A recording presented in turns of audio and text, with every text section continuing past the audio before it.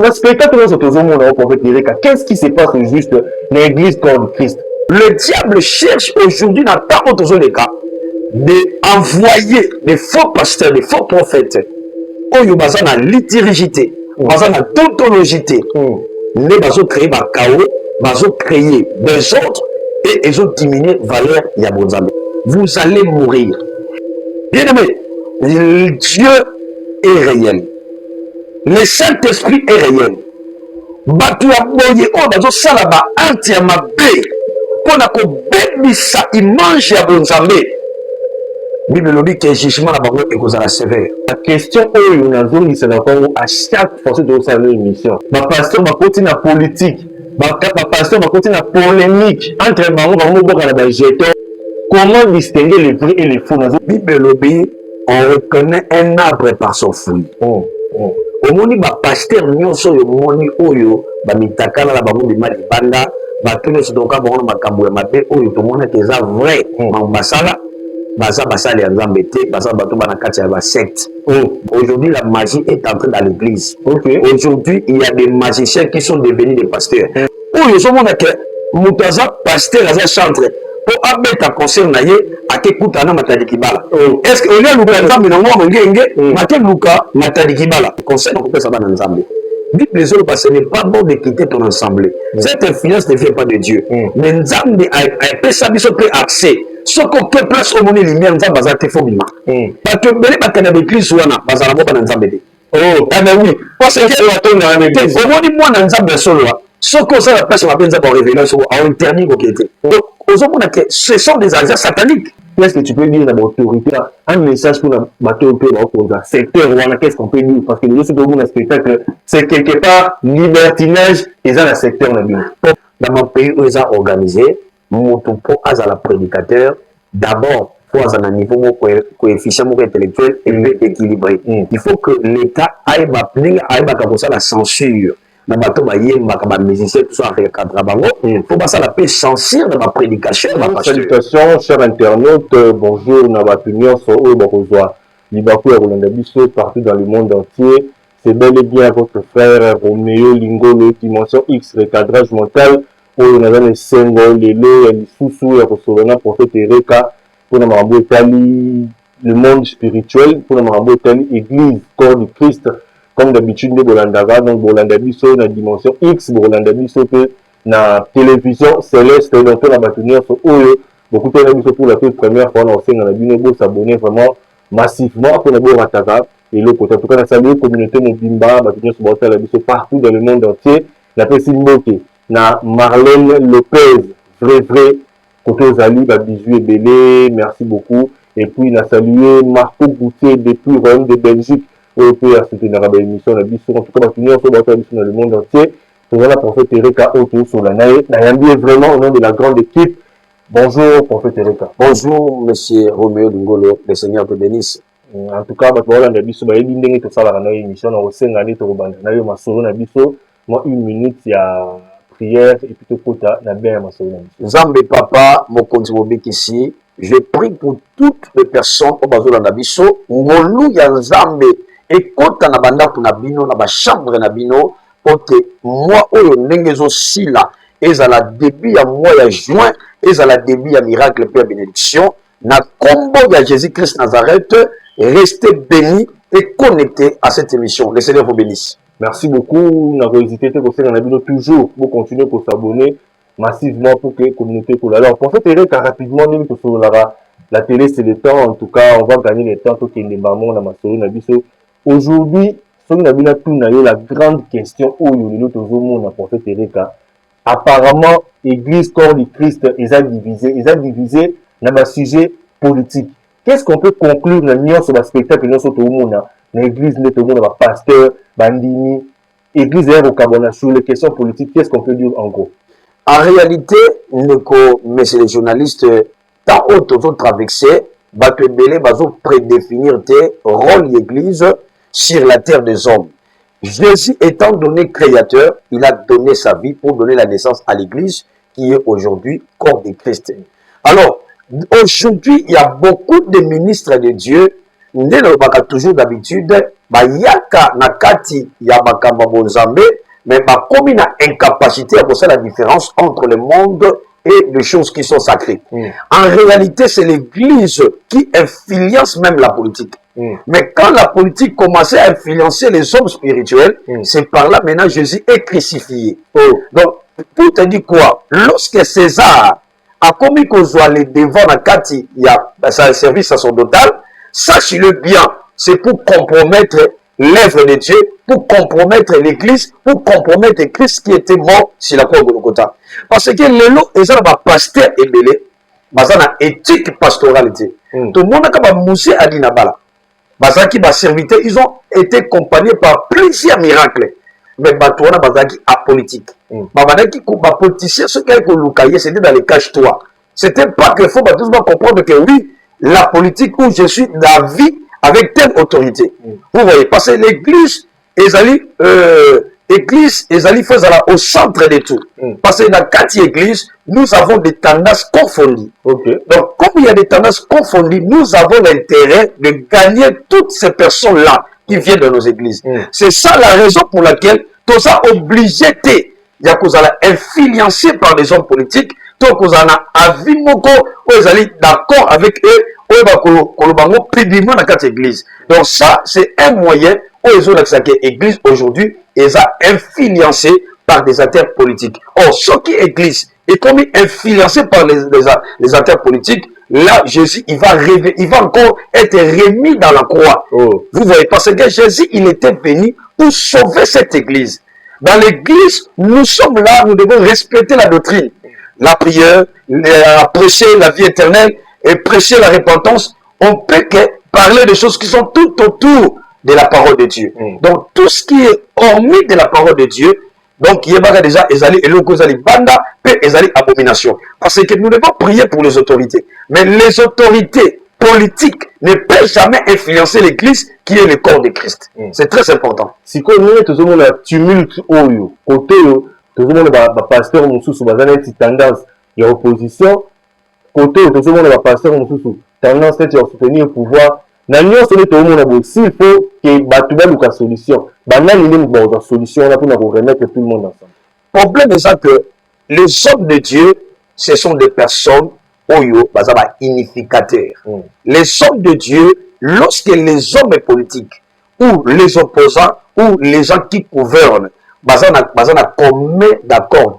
c'est les hommes de Dieu qui devaient s'asseoir pour réunir les politiciens à leur donnant une ligne de conduite pour permettre que mon capé nation et ça la prospère. Cela veut dire part et d'autre, les gens doivent respecter la loi, doivent respecter les principes. Mais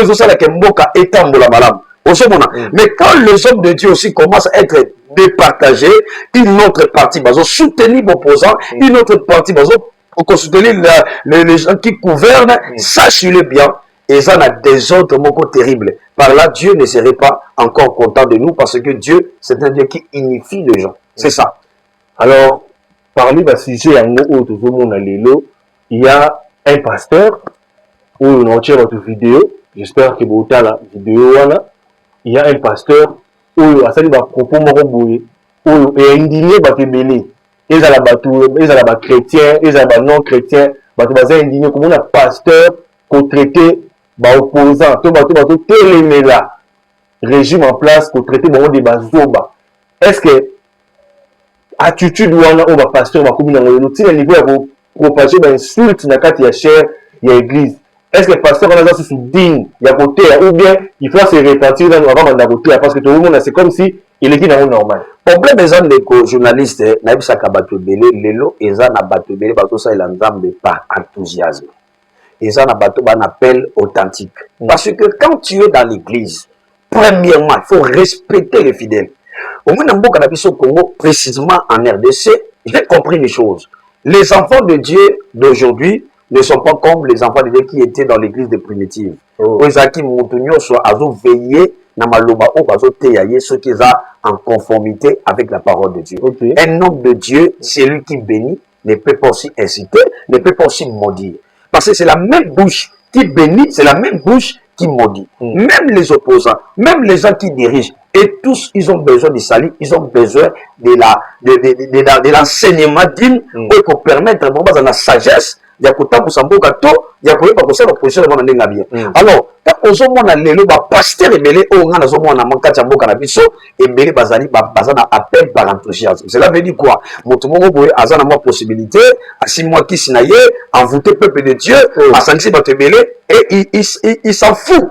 Même de la parole de Dieu. Parce que la parole de Dieu ne nous permet pas de citer. On se citer dans quel endroit? Dans les lieux secrets. Or, dans les lieux sacrés, on ne peut pas tenir des propos qu'on biaisait tout le temps, qu'on laissait tout. Donc, le problème des gens, ils ont accès directement, cet homme de Dieu, il n'est pas avec le Saint-Esprit. Parce que c'est lui qui a le Saint-Esprit. Parce que quand on se tient dans le prêchoir pour parler de la part de Dieu, là, l'homme disparaît, c'est Dieu qui apparaît, c'est la bouche de Dieu qui parle. Est-ce que as-tu déjà vu dans la Bible, là, on a dit que Dieu, il est en train de citer les gens. Ou le Saint-Esprit, il est en train de citer les gens. Non. Zambe, aïe, Balouba, Zambe, Yakapona, qu'on mette le gens en ordre. Mais avec une manière de parler pour mutu à comprendre la pensée de Dieu. Yango komona eza na ba artiste belé ba musicien o yango ka surtout ba païen le ba comme une capacité à quoi admirer l'église pour qu'on a facilité à quoi accepter les hommes de Dieu et ça dit par rapport à certains caractères disparaître parce que vous voyez donc l'église c'est comme le gars endroit de spectacle. Donc les gens sont là en train de vivre les spectacles et puis de deux quelqu'un qui prétend être au-dessous de tout le monde.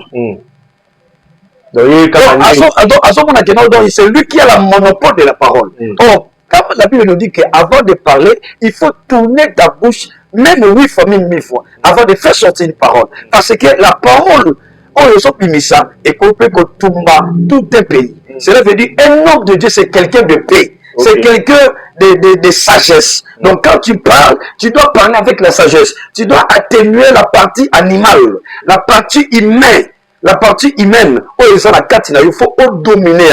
Alors, quand tu parles dans l'église, il faut parler des choses qui vont édifier même l'opposition, même les opposants, même les gens qui sont au pouvoir. Donc, un homme de Dieu, c'est quelqu'un qui sait parler des choses où il peut édifier. Ce qui nous a appelé sur prophétie, pour la moto, comme on appelle ça y est. Si tu as un point avec quelqu'un, il faut le rencontrer. Ça, là, au Seigneur Dieu, ce que mon Dieu. Il va pas vraiment traiter ma chère. Mais c'est anormal. Et pourtant que dans les églises, ils savent bien que leur prédication est médiatisée. Aujourd'hui, l'Internet, ça peut même amener ton information dans les extrémités de la terre. Et quand les gens nous regardent, ont toujours l'intention de nous juger ou de nous apprécier. Est-ce que c'est l'homme de Dieu? Est-ce qu'il c'est digne de lui de tenir de pareils propos? Donc, pour avoir ça dans les lots, parce qu'on prétend que Bazali comment il y a même pas fidèle on a la pasteur on a la fidèle mais Dieu t'utilise comme un simple instrument. Il y a une Bible qui dit que jugement il y a passé l'ensemble et qu'on a la sévère et qu'on a la vraiment dur parce que nous devons être irréprochables. Mais quand les gens avaient de pareils propos, moi je suis désolé, je suis déçu. Ok, merci en tout cas. J'espère que vous allez comprendre le message où les aliment le message a tout éclairci l'esprit.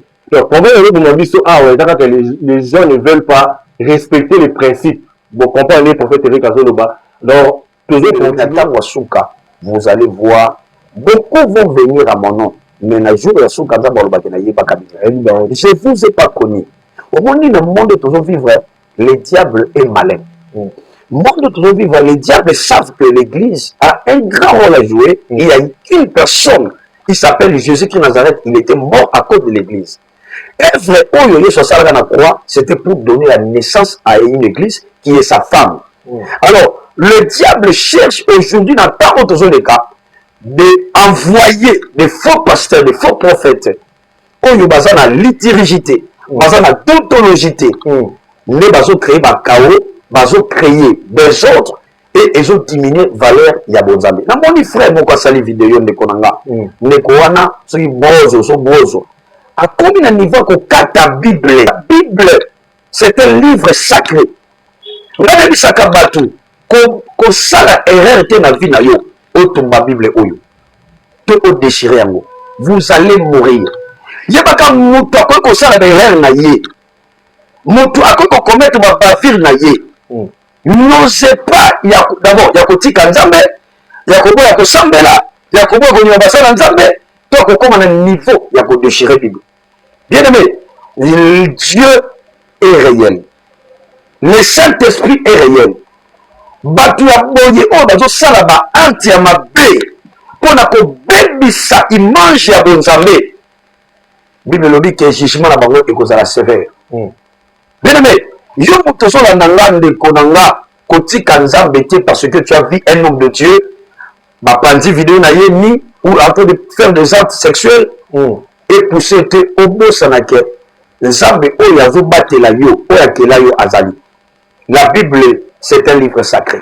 Ce qui nous donne comme le niveau de la Bible, c'est une malédiction. Il y a des péchés impardonnables, blasphémés contre le Saint-Esprit. Nous tous à passer la Bible. Tu t'es blasphémé contre le Saint-Esprit. Donc ton péché est impardonnable. C'est pour cela que tu vas commettre des erreurs parce que le diable est pour ça les accueils. Maintenant, tu es en enfer.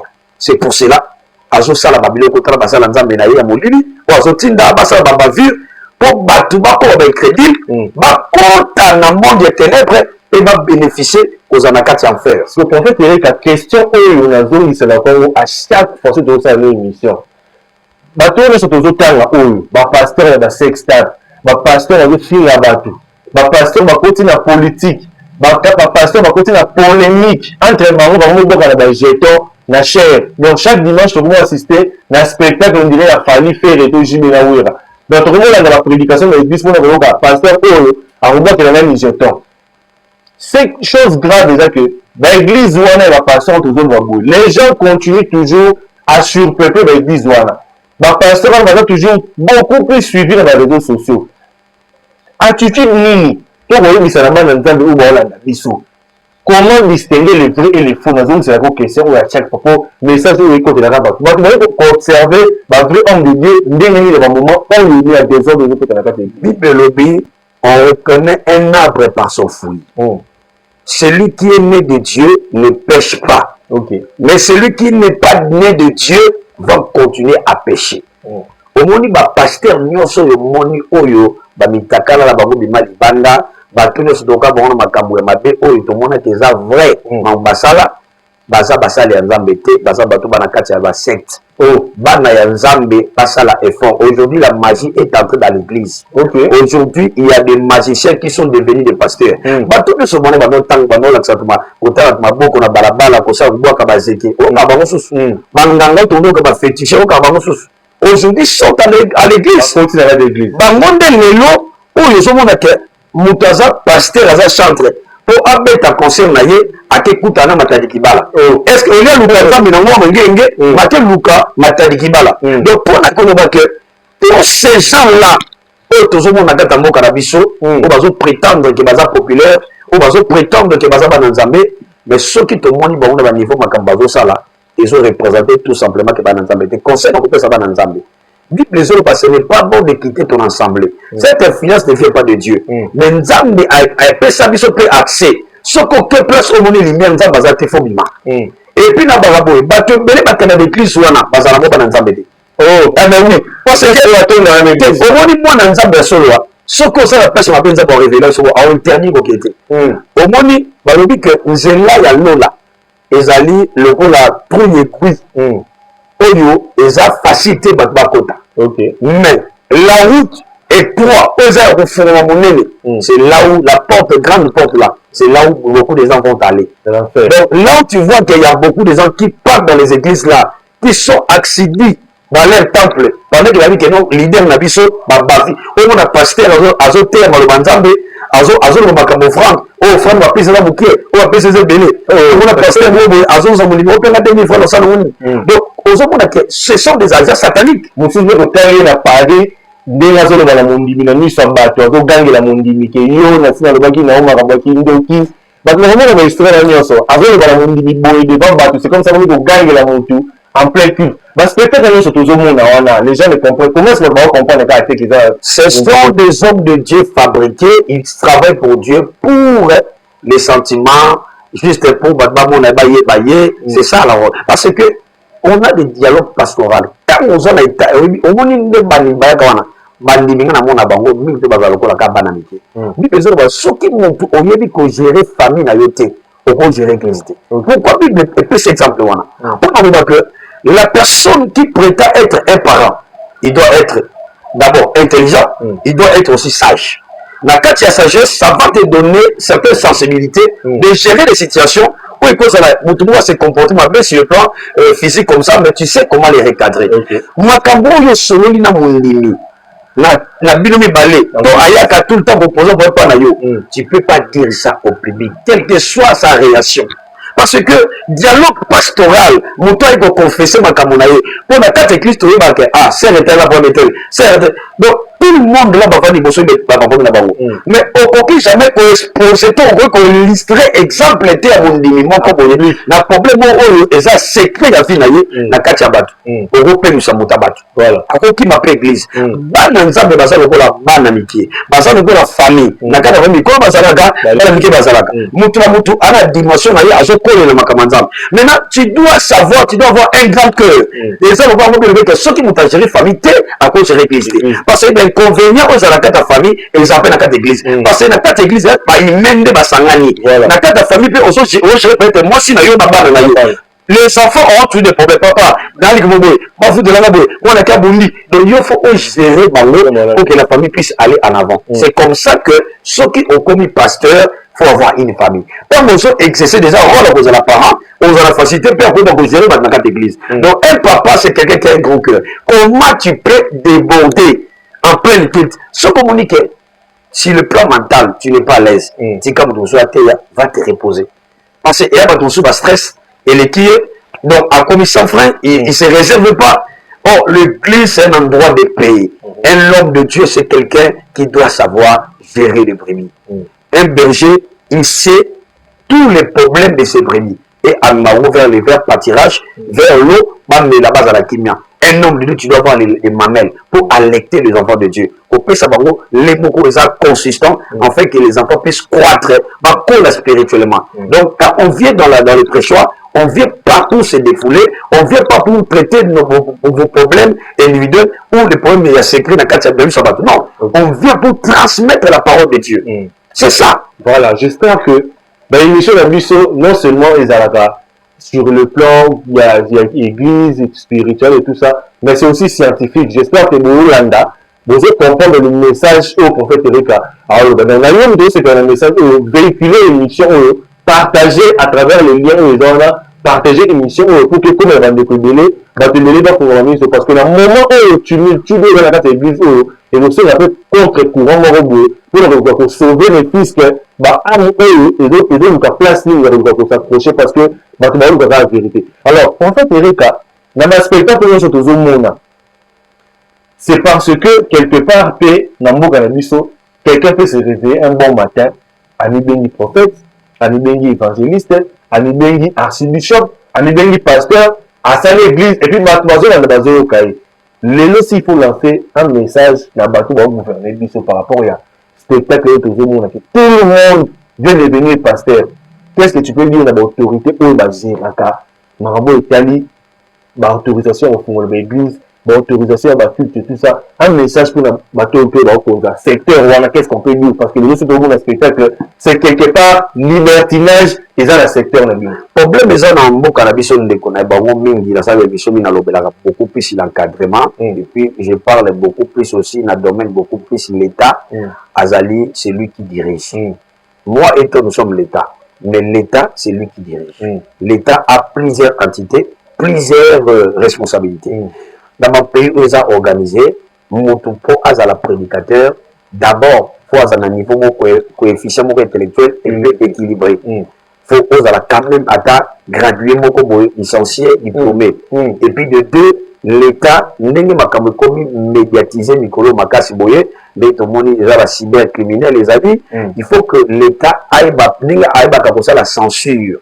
na bato bayemba ka ba musicien tout ça recadrer bango faut pas ça la paix sensible dans ma prédication ma pasteur cela veut dire chaque prédicateur tant on la prédication na yo le dimanche ou la semaine ils a diffusé dans les réseaux sociaux faut l'état à l'andelaka le ce que les gens disent et puis par là on a la facilité il y a quoi à recadrer tout le monde le makata mboka na biso tout ça ba confession religieuse ebele tout ça na ba réveil église réveil ezali RC ezali donc na kati ba RC wana ba bureau de sobazaka nango rôle na bango ezalaka ni rôle na bango c'est ba ko recadrer les hommes de Dieu cela veut dire il faut que batu mingi ba leka donc na momoko boye ya ko sélectionner par pasteur de manière que ba recadrer bango la manière de servir le Seigneur leur manière de prêcher la parole de Dieu comment se tenir aux églises et au sens correct. Ma pays, nous ce n'est pas dit qu'on a mis la tombe au fond de l'église et puis on commence à faire n'importe quoi.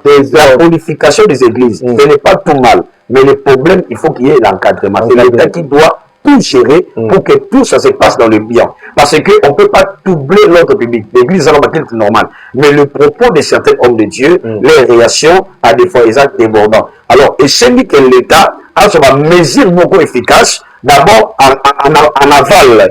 En aval, il faut que les écoles bibliques, d'abord organisées dans le cannabis, par les cadets d'agents, par le ministère fonctionnaire. Pourquoi tout le catholique est-ce que ma prêtre catholique, il y a un politique. Il faut pas taper les bandes. Mais ils ont la forme de passer à rêver. Voilà. Ce qui est un prêtre catholique, il y a un politique. Peut-être à cause d'un endroit où la émission où il n'y a pas Sambo ou quoi, émission politique, a eu ma propos naïf. Mais il y a une quatre églises. Et ça se fait. Nous avons besoin de là encadrement. Encadrement, il faut dans quatre milieu ecclésiastique. Parce qu'il y a beaucoup d'hommes de Dieu qui prennent le devant, qui croient que une autorité, monopole la parole, au-delà de tout le monde. Non. Il y a des gens aussi, plus titrés dans le la classe, et ça va plus âgés que Bino, et ça va tous parents.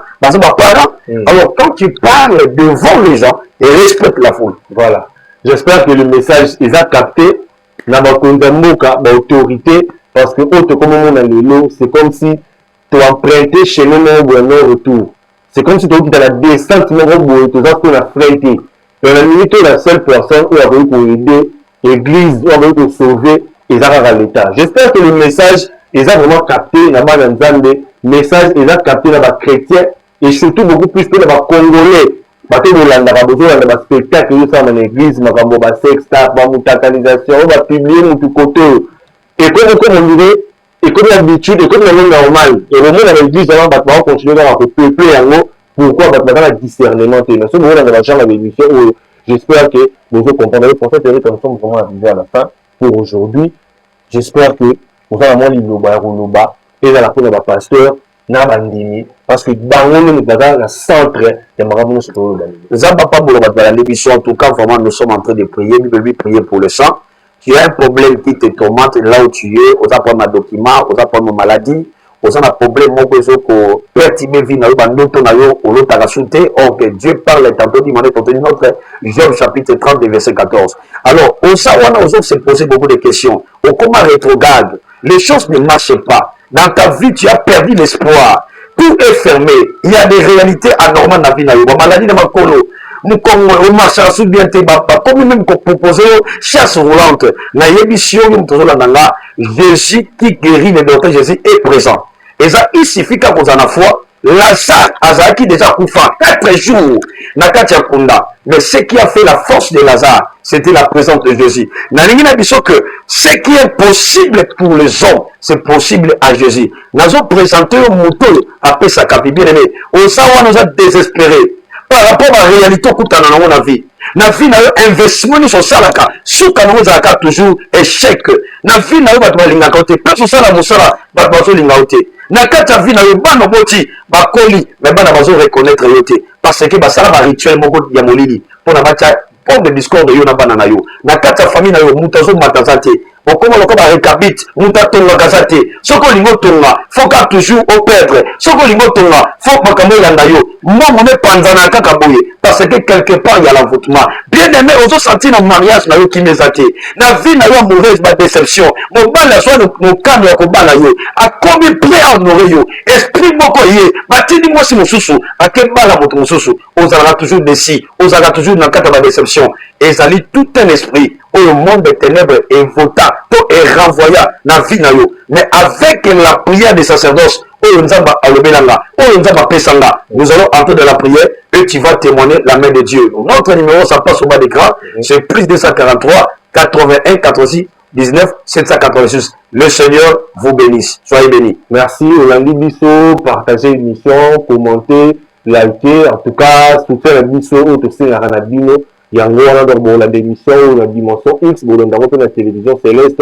Pour nous abonnez-vous massivement. Chaque commentaire, mais si vous êtes en contact avec le prophète, le numéro Zawana affiché en permanent, vous avez le numéro Zawana, vous avez le numéro Wana, vous avez le numéro Wana, pour la suggestion, ou Tali, ma selon la lieu, dans le prophète Ereka, par rapport à la mise au télévision, par rapport à la mise à l'objet comme orientation. Donc, dans ma forme, on se retrouve au prochain numéro. Merci.